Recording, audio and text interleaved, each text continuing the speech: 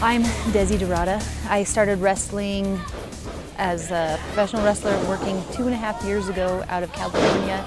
My bloodline is from the Kuya tribe, which is in Southern California, but I relate to Central California tribes where I grew up. My name's Kyle Hawk. I've been wrestling 9 years. I am the bloodline of the Laguna, Hopi, and Sioux people. I'm from Albuquerque, and again, it's nice to be home and represent this great city and this great heritage, this great people, this great nation of Native Americans. The idea of Aero Club, for me, was to bring back Native Americans. In professional wrestling, there's no Native Americans with the exception of Tatanka. Looking back at the traditional Native American wrestlers, they were very traditional. Very headdress, moccasin, boots, all that. I didn't want that. I wanted to be different. I wanted to be my own character. I wanted to be the first standout Native American, and then I just decided to be modern. You come against true Native blood.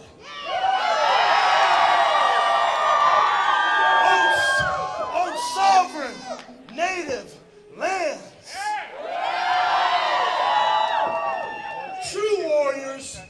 True warriors like our blood, we do it eye to eye on the battleground. So you guys so tough. Tatanka, I love the guy, took me under his wing and then just kind of educated me on it and told me what I needed to do, how I need to stand out, what I need to do.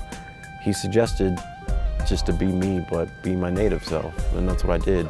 And that's when I formed Aero Club, because the idea of it was to have all the nations united. So you had Chickasaw, you had Kuya, you had Hopi, Sioux, and Laguna, all wrapped in one, fighting together, whether it be we're bad guys down in the south or we're heroes up here in New Mexico. Like it didn't matter. The point of being is we're united together. I knew that when I got into wrestling, I just wanted to be a wrestler who happened to be Native. Then Kyle called me. I literally, the week before, had just got back from Standing Rock.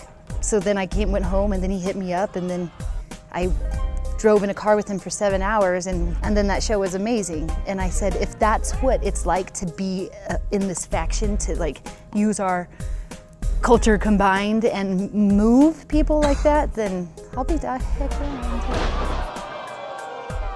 But we as a people have always been resilient, even though we've been, swept under the rug or kept in the background with like mainstream America a lot of the time, or exploited.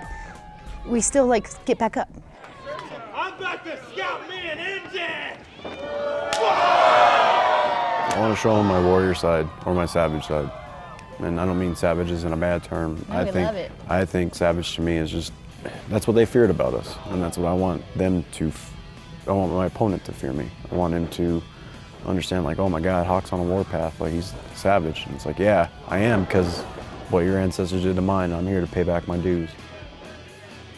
I respect tribal law. Tribal law, I'm not supposed to wear a headdress. I'm not a chief, so I don't wear a headdress. And so that's why I wear the hoodie with the headdress on it, because it's a representation of I want to become a chief and I want to pay my dues and stuff like that. So, because a lot of the traditional elders, like especially here, even me running around in my little gear shorts, we got to be careful, and we got to be respectful and respectable.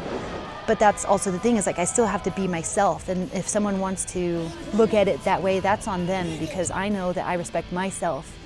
And so I had to be very careful trying to find that middle ground, and I would ask some of my elders what they thought, because they don't understand it. They don't understand this wrestling thing. I didn't even know about it or understand it. If you are genuine and you respect your culture and yourself, then they're going to learn, because generations are just going to be different, and we're different generations than there was. I feel like where I'm at right now, because I've wanted to quit so many times, mostly because I lost or I didn't do as good as I should have, mostly because I knew I could have done better. That keeps me going, to know that I want to get to a level where I can be so proud of what I did that they can feel that, and that they can know they can get there too. Because there's not a lot of female wrestlers and a lot of great female wrestlers, and there's not many indigenous female wrestlers, and we're so just limited.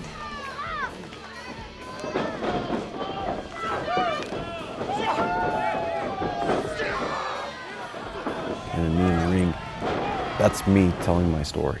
That's me telling me like, hey, I'm this small town res kid beating up this 6-foot paleface, fighting for you, each and every one of you, to show you like, hey, you don't have to be the stereotypical res kid that they always make us out to seem to be. You know, stand out, be unique.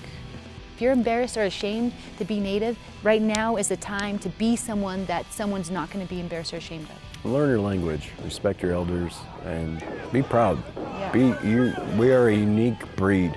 We are the first ones here. Mother Earth put us on here for a reason. Don't stray away from that. Just accept it and just, you know, build off of that. Let it motivate you to do whatever you guys want.